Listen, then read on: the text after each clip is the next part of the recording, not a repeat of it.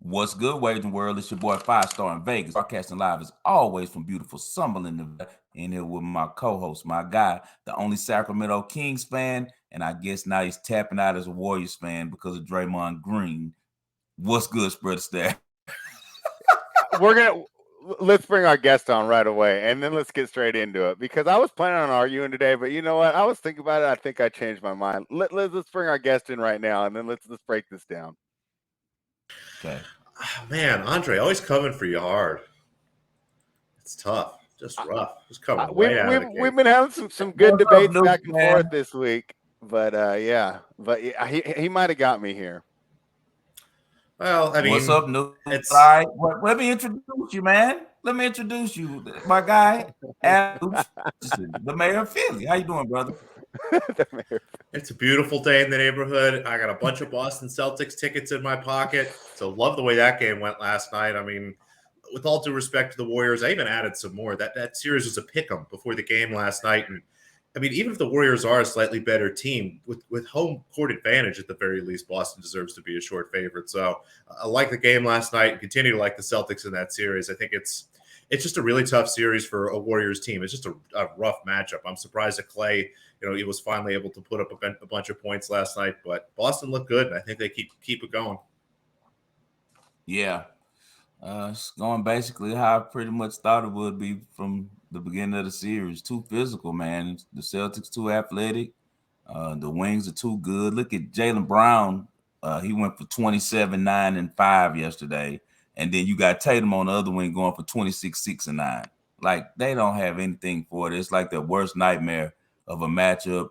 As I told you guys coming into the series, I didn't feel like the Warriors were battle tested. Now, I will not take one game and think, like, oh, the series is over just because of last night, because we just saw the Warriors do the same thing, do the scrupulous reffing in San Francisco, and now we got a little our guy back, number 48, came in town for us and did his thing in Boston, so I'm not going to act like the series is over, but I will say, without overreacting, that the series is over. The Celtics, yeah, the Celtics are the worst nightmare, as I said, for the Warriors.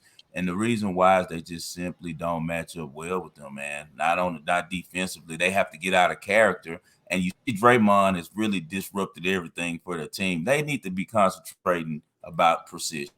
What are the Warriors known for? Execution, precision. Now they're out here playing wrestling, got all of this stuff started, all this tackling, all this dirty basketball started. And the Celtics are definitely ready for that. They're retaliating. They're also playing a little bully ball now, and the refs are letting them get a little physical and not calling a bunch of stuff. And now you're seeing all these stars on the brink of getting injured. Jaylen Brown almost got injured by Draymond twice this series. He's going to get him before it's over. I sent you Spread the video of him grabbing Tatum and trying to hurt his stinger that he knows messed up on his shoulder and grab it. Just a straight Bush League move by Draymond. And then last night, Al Horford, we know he was hustling, but I'm sure that he knew that was Steph Curry's legs, in the guise of hustling, took him out, kind of like what Marcus Smart did early in the year when Draymond came out there trying to bully them, and then it ended up hurting Steph. So I haven't heard anything about Steph yet. You guys got any news on whether the injury series spread? So what he said was it's basically similar to what Marcus Smart did, and that he was going to try to play, but let's be honest, it doesn't look good. He'll probably get out there regardless. The thing is, though, the team is so bad without him.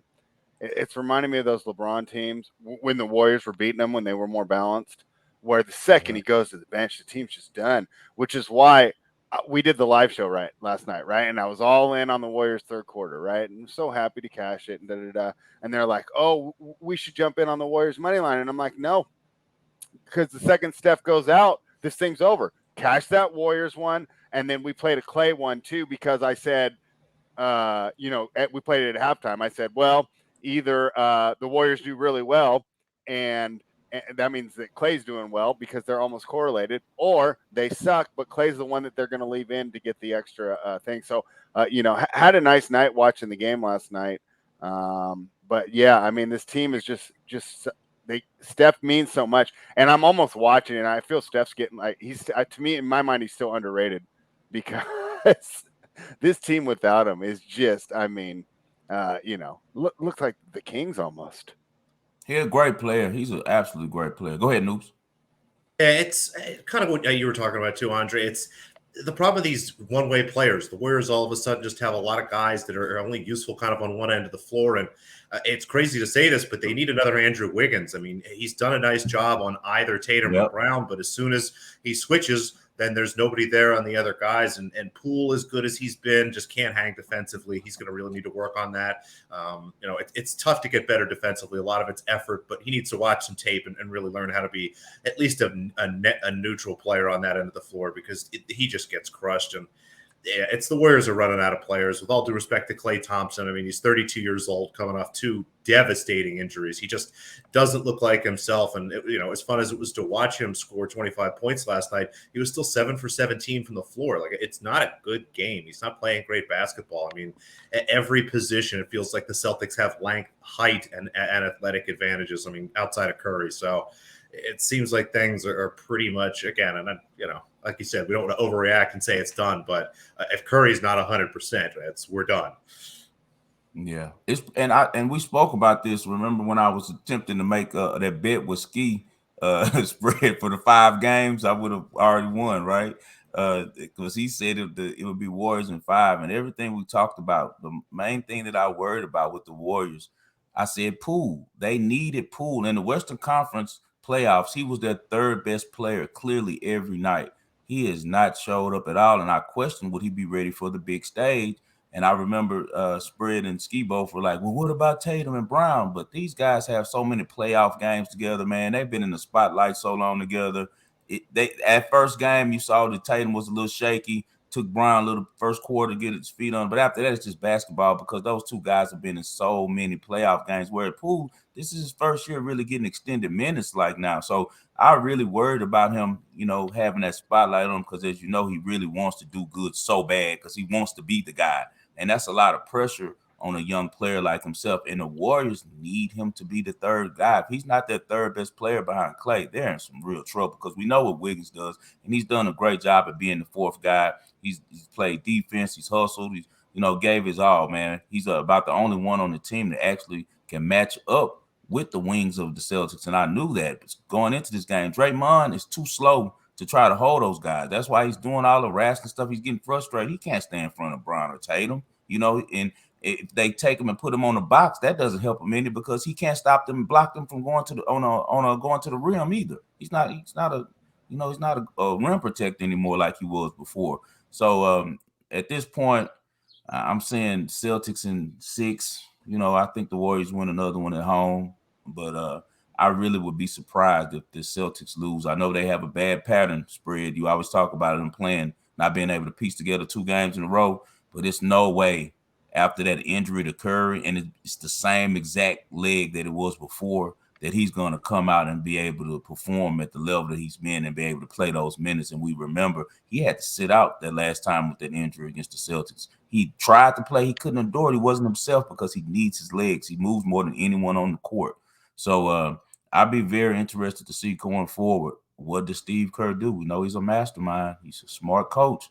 What can he do to try to, offset what he's dealing with the Celtics? I think he just don't have the manpower. I think I was just saying, I don't even think, like, if Steph Curry doesn't play, I don't think even Red Auerbach or whoever your personal greatest coach of all time Phil is Jackson be able to do anything, right? Yeah, I mean, if Phil Jackson's your guy, he's your guy too, right? But I mean, it sucks because we're going to be trying to get into Game 4 and reviewing Game 3 right now, but I think so much hinges on Curry's health, because I'll tell you what, I was all ready to go back to the Warriors in Game 4 from what I saw in that game, because it felt like if they didn't give themselves that huge deficit in the first half, they can build the lead in the third to withstand things.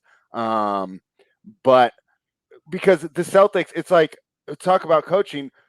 If Ime Udoka could like brainwash this team into thinking that they had lost the last playoff game before every game, they would sweep every series. It's like they need to get punched in the mouth, right? Like they just go hang out and smoke and celebrate. Yeah, they're really bad at taking praise, because every time they get it, it really seems to soften them up, and they come out slow. And I even said it on the show yesterday, and I was pretty close. I said they're going to come out like 17-8 to start. I think it was like 19-7, right, or something, 19-9. I said they're just going to come out every time they get hit in the mouth and they face some adversity. they respond to it. Their problem is handling success, and they haven't shown that. But like I said, without a healthy Curry, I don't think it matters. And I'd love to hear Noop's opinion on Draymond Green. I've changed my opinion. You're absolutely right. At some point, sportsmanship matters. This win at all costs, culture that we've promoted here in professional sports that's trickling down to our high schools and everything. I'm over it now. And you know what? At first, it was funny when he punked him in game 2, especially because I got to do my victory lap, right? Because you guys punished me after I was wrong on game 1. But it's just getting old. It's not the spirit of the game. And when I was a kid, a lot of the movies, they would say, the main characters, the heroes, right? You don't want to win the wrong way. That's why you didn't take steroids, right? That's why you didn't cheat, right? Because there was pride in winning the right way. And it's just getting to the point where it's really getting tough to root for him. And I love his interviews. So, hey, maybe your time's passed, dude. I want to see you on Inside the NBA. I love the podcast afterwards. I love the quotes on the podium. He was the only one that wasn't talking bad about them cussing at him. It was like, what do you guys expect? Like, you're getting mad because the Boston crowd used cuss words? Like, I don't know. I was really disappointed in the Warriors. How long have they been doing that? Like 50,000 years? Yeah. So Noops, what do you think of Draymond Green and his antics this series? I always try to think of these situations. How would they work if we were doing a pickup game in the park? You wouldn't play. You wouldn't let Draymond play. The second or third time, I mean, he lies down, he kicks LeBron James in the nuts. We saw times yesterday, like he just put his hands down and run through it. Like Tatum, he could have broken his neck if he pulled on it the right way. Like someone's going to get hurt. It's just ridiculous at this point. And I don't know if it's an officiating thing, if they got to try to throw him out of the game, but at some point he should be embarrassed by this. And he is very clearly not, because we spent, 48 hours, 72 hours talking about it. And last night, all the same stuff. We saw more or less a ton, I don't think he over-undered anybody last night. Like it wasn't wrestling with anybody, but that Tatum play, that's disgusting. That was disgusting. Like there's no way that you can see that and do that and feel like, well, that's just a play. I'm just trying to win the game. Like, no, you're not. You're actively trying to hurt people at this point. It's gross. Yeah, and then there's something to be said for sportsmanship. And maybe we need to bring that back. Defending it though, spread. That's what's tripping me out. I can understand you got fans from the Bay I thought Area. You said I did. I was like, I wasn't defending it. No. We talked about it a couple days ago, and we talked about how big a jerk he is. What I'm saying is, it's fans that are trying to justify, like, your fanship can't be so blinded, man. Like, come on, dude. Like, if that guy was on the other team doing that to your team, you would be like, hey, man, get this guy out the game, because at what point it becomes dangerous, dude. Like, Jaylen Brown is in fear of losing his limbs, like thinking this guy's going to take his legs out, because he's done it several times. Like, the play with Tatum is overshadowed earlier in the game. He collapsed again on his legs, like literally all of his weight, and just dead fell on this guy's legs, man. Like, that's not part of basketball. We know people used to play hard. It'll be hard fouls by people, but they knew how to play within the rules hard. That's the difference. Draymond isn't playing within the rules hard. What he's doing is getting out there trying. He know he's lost a step. He's frustrated about it. And what he's doing is coming out through his play. He already is a goofy dude. He's not that athletic, man. So he shouldn't even be trying a lot of stuff that he's doing, because he's going to hurt somebody. And see how karma works. He's hurting his team more than he ended up hurting the Celtics, because with all of the antics that he did, it turned the series into a whole different type of game. Now the Warriors aren't even doing what they do best. They're out there just trying to rough it up with these guys. They're not running their sets. They're not thinking about how smooth. They're supposed to be efficient. They're supposed to be like the Ferrari in this game, and now they're trying to become a Bronco like the Celtics. They don't have to be a Bronco, man. Stay a Ferrari, and you'll win. You could have won the series if they stayed who they were. They allowed Draymond, and I guarantee you, Joe Lacob and Steve Kerr behind the scenes are so pissed at Draymond and ready for him to get the hell out of there. I guarantee you, man. He helped a lot during the season, brought a presence defensively, but this series has really exposed him, because he's doing too much talking. All these podcasts right after the game. Dude, you had more fouls than you had points, rebounds, and assists. Like, come on, man. And you should be ashamed. You should just say, I'm going to take off my podcast during the finals, and after the finals, I'll come back on. But instead, you have no shame. You have his wife getting up here tweeting people, talking about what they're saying, but he's cursing right there in front of his kid at the press conference. Like, where does it make sense, So I just want to ask you, Spread, as a guy from that area, and I know you hear a lot of local radio talk, what's their opinion locally about what Draymond is doing? Because I'm hearing a lot of people on Twitter like, oh, we play ball like that in the Bay Area. It's like, it's do or die. I'm like, dude, I've been to the Bay Area. Stop it, man. It's so Silicon Valley up there and Starbucks. Stop it, man. What's going on? I'll be honest. I think a lot of them are like me. I think at the beginning, right, we were ready to push back on you, right? Because I was pushing back in the last game after we talked about it, right? And I said, well, hey, they punked him. Stop complaining to the refs, punk them back. And now I'm looking, well, wait, this is the result. This isn't good.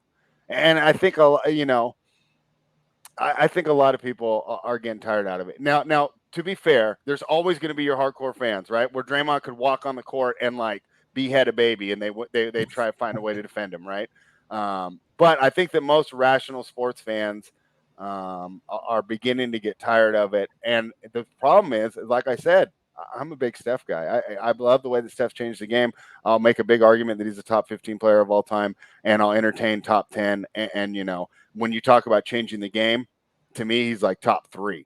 Right. I think he's had more effect on the game. He's one of the pioneers. LeBron's a better player, but he had more effect on the game of basketball. Right. Just like Allen Iverson. Shaq was a better player than Allen Iverson, but Allen Iverson had a way bigger effect on the game of basketball. Kids grew up wanting to be Iverson. Now they're growing up wanting to be Curry. Nobody grew up trying to be Shaq. Nobody grew up trying to be, I wanted to be Shaq. Did you?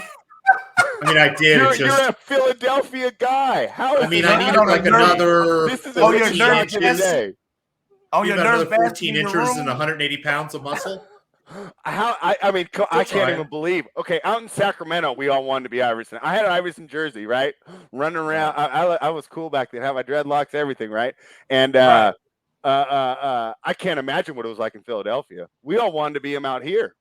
It's exhausting playing pickup basketball. Just crossover dribble after crossover dribble. Just guys going nowhere. Hey, you should have seen when Jason Williams came out in our pickup and everyone's trying to bounce the ball off their elbow and stuff. Everyone wanted to be Jay Will out by us. So I don't know which one's worse. He brought the tattoos to the NBA as well and the hair. Yeah. Yeah, he brought all of that. So he was big. And I agree. Steph is definitely, dude, he's one of the high rank. One of my favorite players is just Draymond. I know that's like his bouncer. He's been with him while he's owned this club forever and made sure it was good. But now it's time to hire a new one. It's time to get rid of Draymond, man. And I've gave Draymond a lot of praise because I've noticed that the difference is the Western Conference. I remember I told you I wasn't high on the Western Conference. So he could just play regular basketball where he's not as good as he used to be, but still influence the game with his old reputation, as well as his passing and them allowing him to do these running blocks for screens. And it's okay. When he's going against real competition, like we knew was coming out the East, because if you remember, the East was favored in the series before the season for out the East and the West in the finals. And we kind of lost track of that because how the Warriors just Swiss cheese the West. But remember, before the finals, I took a time and I looked back because now everything slowed down. I'm like, okay, we got 2 teams. Let me see what's going on. And I was like, man, these guys haven't played anybody. They haven't really beat anyone in the playoffs. Whereas the Celtics were tested against the 2 best teams probably in the NBA besides them. And that would be the Bucks and the Nets. The Nets when healthy and the Bucks for sure, But once again, health helped them because Chris Middleton was out, so they didn't get a full complement. But I just feel like the Warriors weren't tested well in the Western Conference this year. What you got for us, Noops? I know you brought something for us today. I figure we'd just talk a little bit about, what do you guys expect for the next game? I mean, there's not too much going on. We got tennis, Wimbledon coming up in a little bit, so nothing crazy for me there. Maybe you guys have some tennis picks yourself, but before we do basketball, let me get your tennis thoughts real quick. Let me get your Wimbledon futures because I know that we've been in chats. I don't know if I've nailed down your thoughts though. Djokovic at -200 on the ATP side. Obviously, you can get some exposure there. So let's say you want to be contrarian and go different. Who are you liking? I was thinking of a little Selick. Well, I was thinking of a little Taylor Fritz and Riley Opelka before. I don't know if I should be scared off after Fritz's performance today. But who are some dark horses you're looking on the ATP side for Wimbledon? I think it's definitely going to be a dark horse tournament. I mean, on the men's side, it's always hard to pick out some big numbers, but our buddy Jimmy was floating around in the chat. John Isner is like triple digits to win Wimbledon, and he's got the game for it. We've seen him make deep runs there, and he's the kind of crazy guy that's not going to care about the ranking points and all that stuff. He just is going to go and try to play for the money, and I think that he's a really nice number as you start to look down the board, but it's grass tennis. I mean, you've got Demon Hour. I love playing him in triple digits. He does really well at this event every year. So I was looking at those two guys at big numbers. If you wanted somebody maybe a little bit closer, it seems like Felix Auger-Aliassime is really getting into some great form. I wish I could get a better number on him. I was hoping for something in the 20s. I'm looking at something in the teens. But if you're looking for some bigger numbers on the men's side, give me Isner.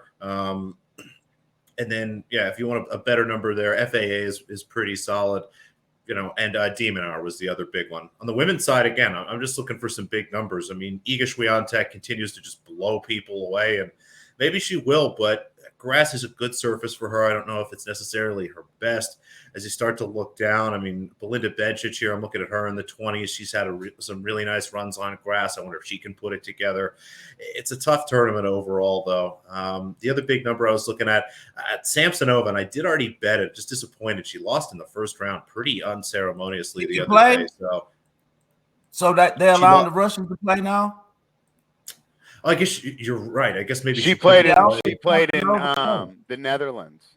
It was you're right. It was the Netherlands. No, but I don't think she can play at Wimbledon, though. She can't play Wimbledon. Yeah, she can't play in Wimbledon. She's allowed I would have been on Sabs if that was the case. I would have been on Sabs if that was the case. No. So the other bigger names, Krejcikova. Go get yourself a Krejcikova ticket. There's 30s and 40s out there. I mean, she didn't do much, if anything, really at the French Open, but this is doubles tennis, and she is one of the best players in the world. It's just too big of a number. And then Mahova was the other one. I got a Mahova 80-1. Just, so again, I think this is the tournament where you go around, you poke for some bigger numbers, and on players that you generally don't play on hard court and clay. This surface is so much different. It is a much different type of tennis.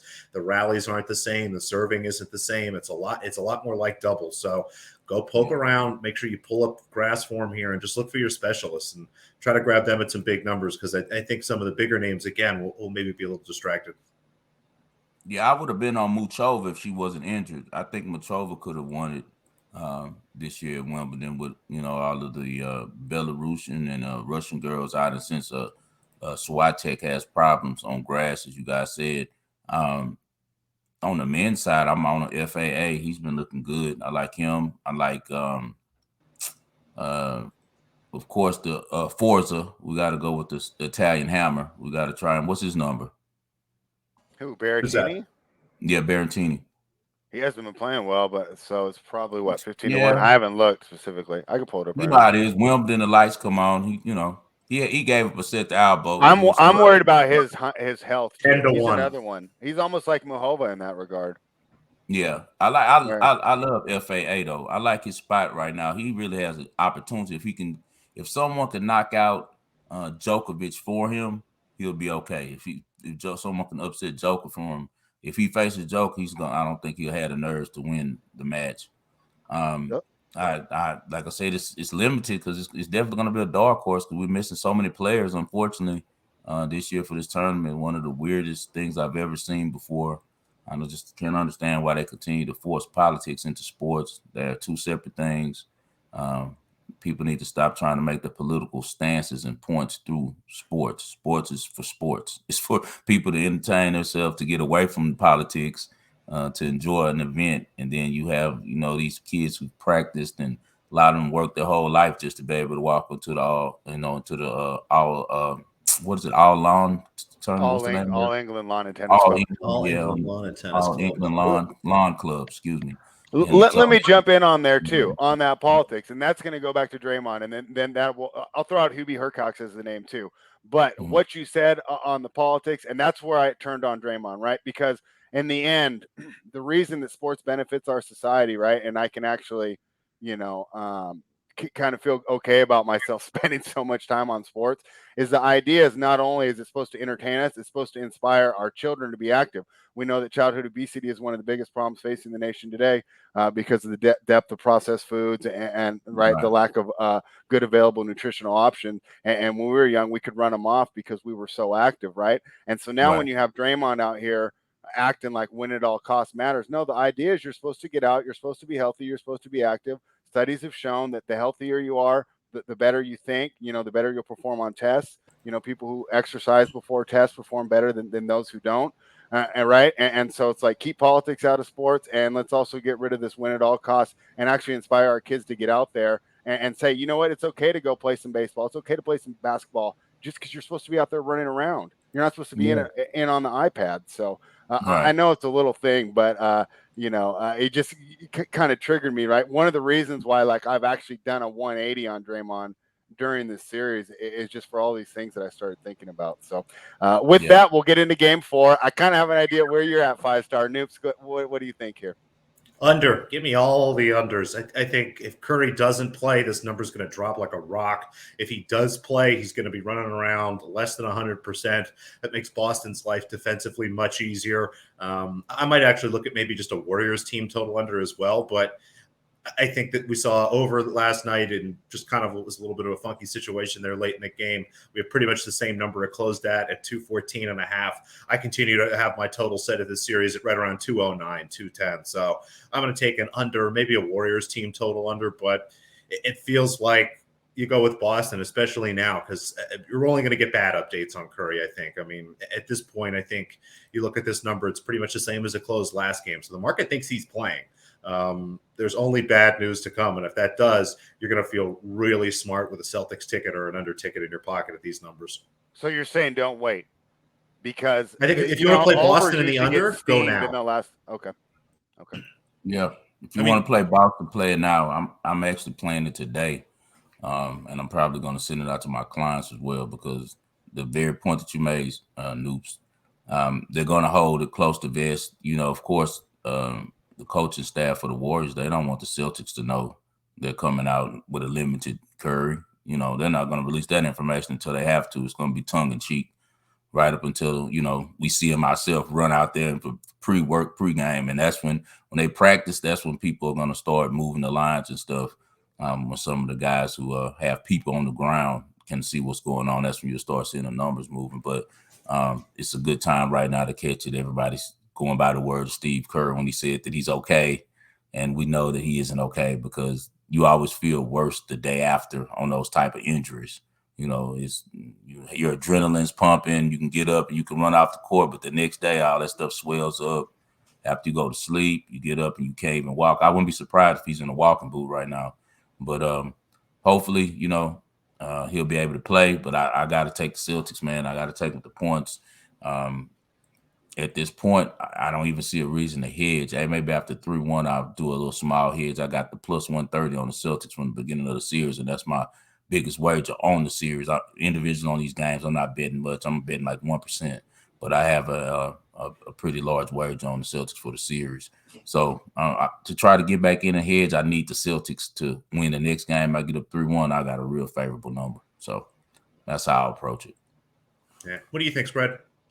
Yeah, I was with you. I just wasn't sure because, obviously, especially in these really public games, the over gets steamed in the last couple hours. So that was what I was kind of waiting for, right? It always seems like the number comes out, guys like you and me and, the people that we network with steam it down. And then Joe Public gets off work, on a Friday night and says, hey, I want to have a beer, smoke a joint, watch the game. I'm going to bet the favorite and the over, right? And you see the line move that way, right? After all the $1,000 bets move it one way, all the $20 bets move it right back because, it seems like there's, 200 to 1 on the way those $20 bets compared to those big bets. So I was going to wait, but I think that you make a good point here. If that news comes out, it's going to plummet. I mean, so let's say tomorrow morning we wake up and Curry says, I can't make it. What do you think that line becomes? 209? Yeah, maybe even lower than that, honestly. And the spread goes to 7.5. And even then, that's not enough. More. Yeah. Can you imagine how bad their offense is going to look? I think you're looking at like Boston -8 or 9 with a total around 208. They'll need a legacy game from Poole. It'll have to be Poole's biggest game of his playoff he's career. too young for a legacy, but yeah, I mean, they would need Clay to game when they're trying to make it as well. He's trying to make his legacy. Yeah. You see what I'm saying? So I understand your point. Yeah, I get it. Yeah. So I think if Curry's out there, the line's going to be -8 for sure. 7.5, 8. So with that said, we'll be looking at the injury reports to see what's going on. Anything else, Noops, before we get out of here? No, that's it, gentlemen. I'm sure I'll be back to prep us for Wimbledon in a couple weeks, and we'll see how we do. Weird grass season. I can't wait till it's over and we can get to the hard court. So everybody, I love grass court season. Oh, God, thank you. Well, I got like you said before we jumped on, you just attack the specialist. You throw everything you know about tennis out the window. You pull up those really small sample sizes, and to me, it's easy. Oh, who's got the better serve? You're going to win more times than not. Dude, it was so many upsets this morning that I couldn't stomach it. I'm so glad that I didn't give any of my clients any tennis this morning because I felt it. I'm like, I don't like this surface as far as and with these numbers, and I got Peter rolled personally, but they were all my personal bets. I got blazed this morning, dude. I'm talking about, and all of it was heavy juice too on top of that. So not too good this morning on the tennis. I'm staying away from the grass. So go back to this baseball. We'll talk to you next week, Noops. Thank you. See you guys. All right, Spread. Let's get to the ball and parlay today. What you got for the people, man? All right. I didn't save. You give yours out. I got to type it in real quick. Okay, cool. So I'm gonna go with the Cleveland Indians, man. It's no worse team right now. The Cleveland Guardians. I'm sorry. Let's see those politics again. All right, man. I'm sorry. The Cleveland Guardians, Commanders. What the hell is going on? Is every team trying to get off Earth and go to space? I don't know what the Guardians have to do with Cleveland, but that's their name now. And I guess the Indians didn't either. It's just we were used to it. So I guess we'll get used to the Guardians. But I'm taking the Cleveland baseball team today, money line. And I also probably take the run line as well. But for sure, take the money line. They're playing the second worst team in the MLB right now. And how lucky for my Astros that both of these trash cans are in the same division as us. I think the Angels have lost 12 straight now, and the A's have now lost 9 of the last 11, and about 8 in a row. So it's an easy fade for me. Cleveland's hot. They've won 7 out of the last 9. Got a rookie pitcher up tonight that's really been throwing the ball well.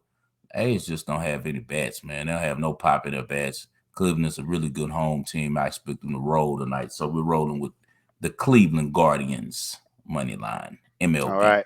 I'm going to jump in on Brandon Nakashima. He's playing Adrian Manarino. Nakashima's won 4 sets so far. He's played 5 sets total. They've all gone to tiebreak. But like I said, it's grass season. I'm picking the better server. He's playing Adrian Manarino. Manarino, he can be real annoying on clay.